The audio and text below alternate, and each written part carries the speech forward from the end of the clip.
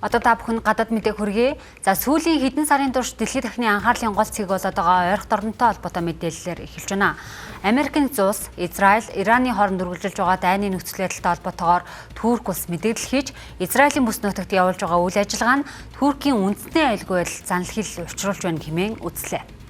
2026 оны 6 дугаар сарын 10-ны өдөр Туркийн ерөнхийлөгч Режеп Тайп Эрдоган Израилийн зүгээс Сирь болон Ливанд хийж буй цэргийн ажиллагаанд Турк улсын аюулгүй байдалд шууд аюул учруулж байгааг аль биесээр мэдгдлээ. Энэ анхааруулга нь Америк нэгдсэн улс Ираны нутаг дэвсгэрт агаарын цохилт өгч ойрхон дорнод дох нөхцөл байдал дахин хурцдсан эцэгтэй үедээ давхцаад байгаамаа. Америк нэгдсэн улсын нисдэг тэрэг үндэсний хариуд Вашингтон Ираны радарын системүүдийг бөмбөгдсөн бол Анкара үүнийг бүс нутгийг бүхэлд нь хамарсан томоохон дайн болон хувирах эрсдэлтэй гэж харж байгаа. Эрдоган өөрийн намын уулзалтын үеэр хэлсэн үгэндээ Израилийн дараагийн байна Турк байхыг үгүйсэхгүй гэжээ.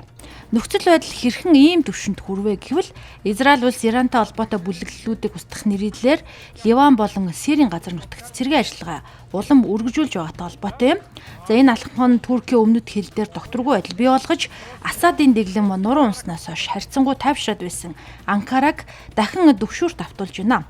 Турк улс нь сүүлийн жилүүдэд Сирийн хойд хэсэгт өөрийн цэргийн энэлтийг тогтоосон бөгөөд Израилийн товтлогоо Сирийн засаг захиргааг сулруулж Сирь дэх курдүүдийг дахин салан тусгаарлах алхам хийхэд хүргэнэ гэж эмээж байгаамаа. За тус улс нь Израилийн бүс нутагт холбоотон гэж болох үс ойр харилцаатай байсаар ирсэн нь 2023 оны 10 дугаар сард эхэлсэн Израилийн Газын зургууд явуулж байгаа цэргийн үйл ажиллагаатай холбоотой хоёр орны харилцаа эрс мууц юм а.